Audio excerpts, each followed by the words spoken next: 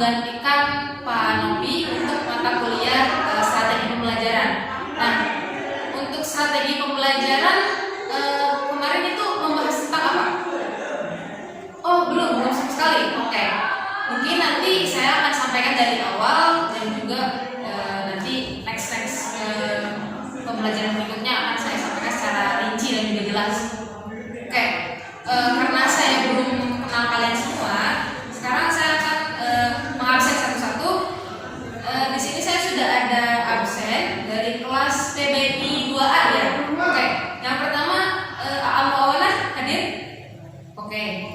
Lalu Sarwanda Febrianti. Oh iya, sakit. Kenapa? Oh oke, nggak apa-apa. Oke, next ada Rian Wijaya Santosa hadir. Oh iya. Next ada Farid Fakih Kusuma Budi hadir. Ya, hadir. Dan ada Yasmin Alifa Khairunisa. Oke. Baik. Nah, Ibu sekarang akan menampilkan PPT dulu. Oke. Ya. Bisa kalian lihat PowerPoint sekarang. Saya akan menjelaskan tentang diri saya sendiri, mungkin secara spesifikasi ataupun secara singkat saja gitu. Oke, perkenalkan, nama saya Aamu Awana dan saya lulusan dari Universitas Kuningan S1, dan sekarang saya akan menggantikan Pak Novi untuk menjelaskan apa itu strategi pembelajaran dan bagaimana metode-metode ataupun materi di dalamnya. Oke. Next. Sebentar. Oke, strategi pembelajaran. Seperti yang kalian lihat, ada dua kata. Satu strategi, yang kedua itu pembelajaran. Strategi adalah cara kita yang mungkin bisa kita lihat kalian itu adalah jurusan pendidikan bahasa Inggris dan juga di Fakultas Keguruan dan Ilmu Pendidikan. Sebagai guru yang nantinya akan mengajar para siswanya, maka kita harus melakukan yang namanya strategi dalam pembelajaran. Strategi yaitu cara-cara kita dalam mengajar yang bagaimana agar para siswa ataupun para murid agar mengerti. Next yaitu kita akan jelaskan dulu seperti apa sih pengertiannya. Mungkin dari sini ada yang sudah mengerti pengertiannya. Oke, langsung saja. Menurut para ahli. Next, menurut para ahli, Ibu berikan 3 ahli. Yang pertama yaitu Gerlach dan Eli, yang kedua Hill dan Taba, dan yang terakhir yaitu Suparman. Yang pertama, Gerlach dan Eli. Strategi pembelajaran adalah beberapa cara yang digunakan untuk menyampaikan metode pembelajaran dalam suatu lingkungan kegiatan pembelajaran tertentu. Jadi menurut Gerlach dan Eli ini, saat mengajar itu adalah menyampaikan metode pembelajaran. Metodenya seperti apa dan dalam lingkungan. Jadi dalam menentukan strategi pun kita tidak bisa melihat secara umum, namun juga harus secara spesifikasi seperti apa lingkungannya. Next yaitu dari Biodata. Strategi pembelajaran adalah urutan atau pola tingkah laku guru untuk bisa menampung semua variabel-variabel pembelajaran dengan sadar serta sistematis. Nah, kenapa sih harus ada urutan dalam mengajar? Ya, karena saat mengajar pun kita harus ada step by step, yang mana nantinya contohnya saat kita akan mengajar pengertian dan juga contohnya. Jadi saat kita akan menyuruh mereka mengerjakan tugas ataupun menjawab soal, kita harus menjelaskan dulu pengertian dari materi tersebut. Oke, next itu dari Suparman 1997, chapter 197. Pengertiannya adalah strategi pembelajaran adalah perpaduan dari beberapa urutan kegiatan, cara untuk mengorganisasikan mata pelajaran, peserta didik, bahan, peralatan, dan waktu yang digunakan untuk proses pembelajaran dalam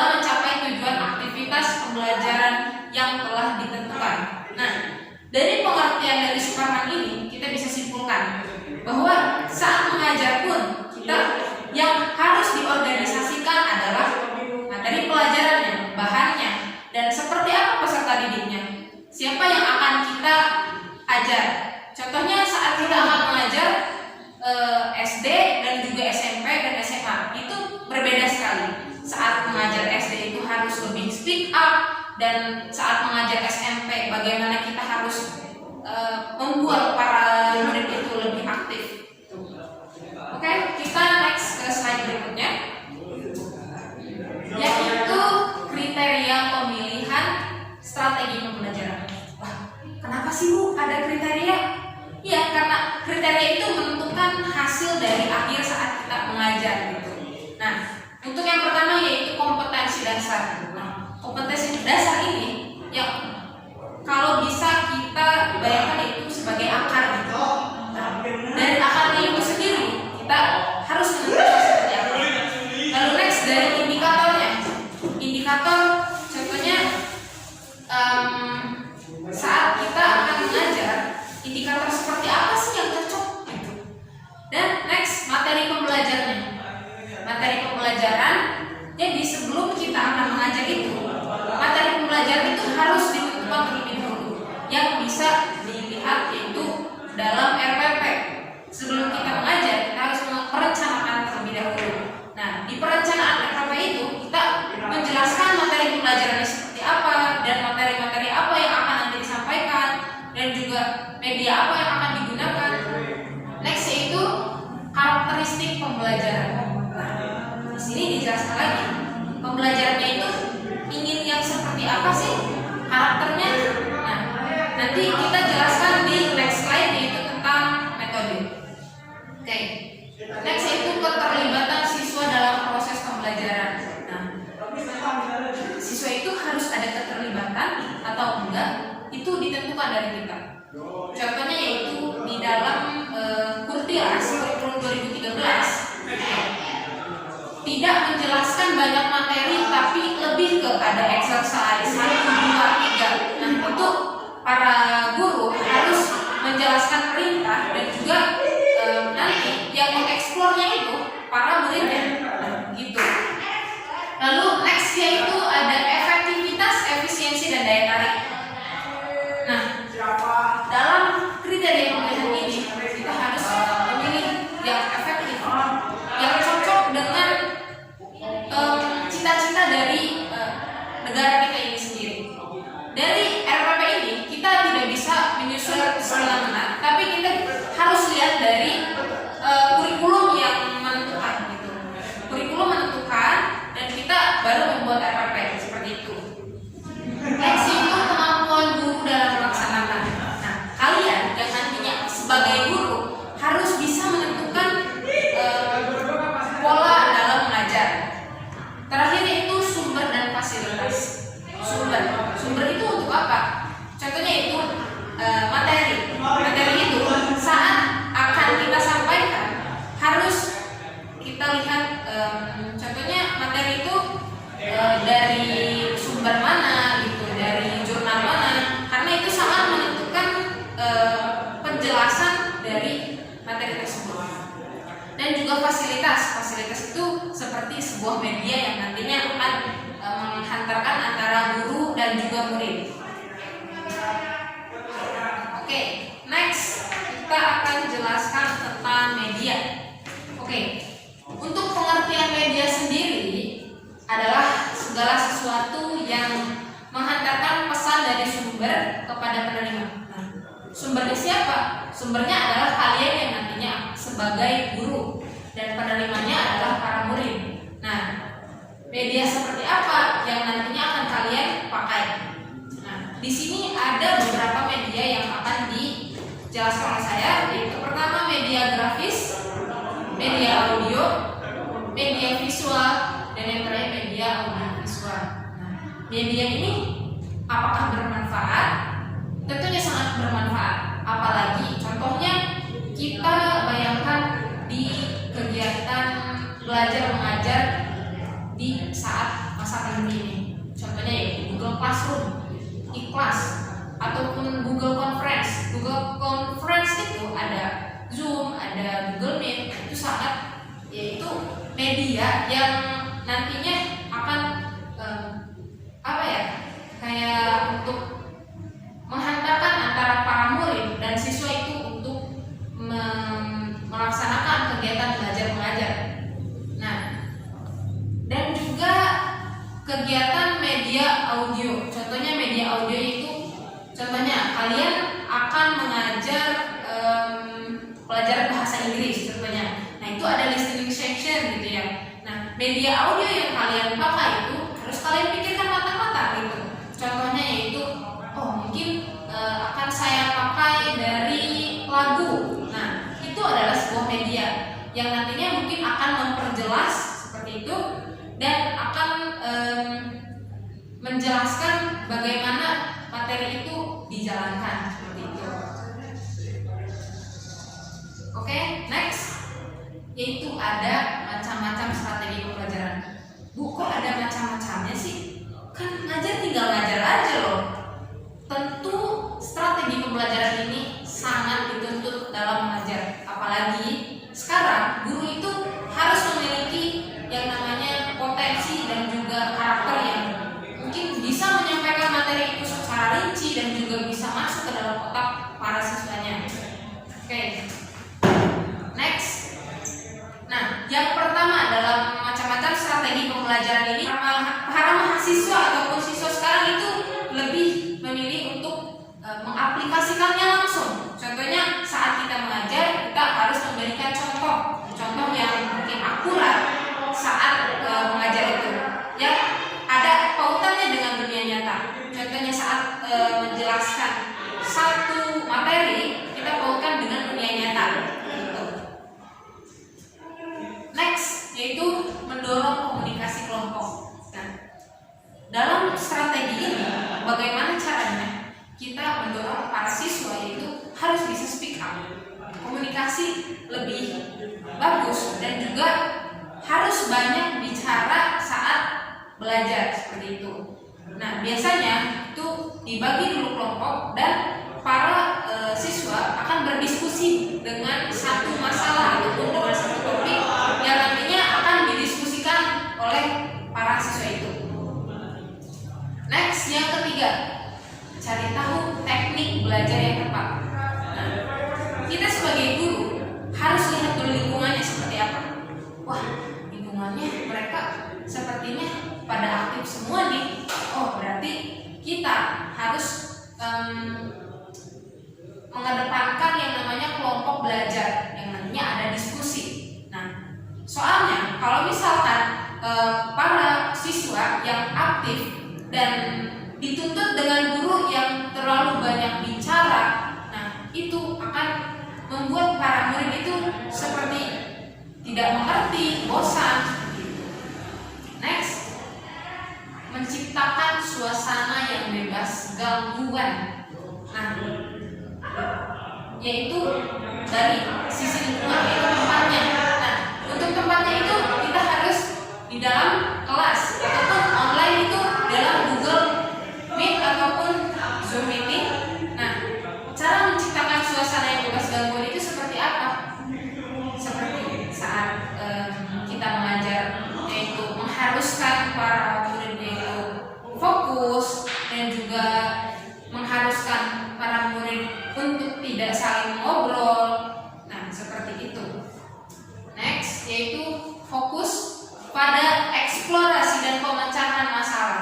Nah, fokus pada explore. Nah, dalam kata explore ini, maka para siswa itu yang harus menjadi pemimpin dalam sistem belajar mengajar ini. Nah, makanya dalam kegiatan Kurtilas ini, kurikulum 2013, siswa dituntut aktif dan guru hanya sebagai peran seperti itu, dan juga fokus pada pemecahan masalah.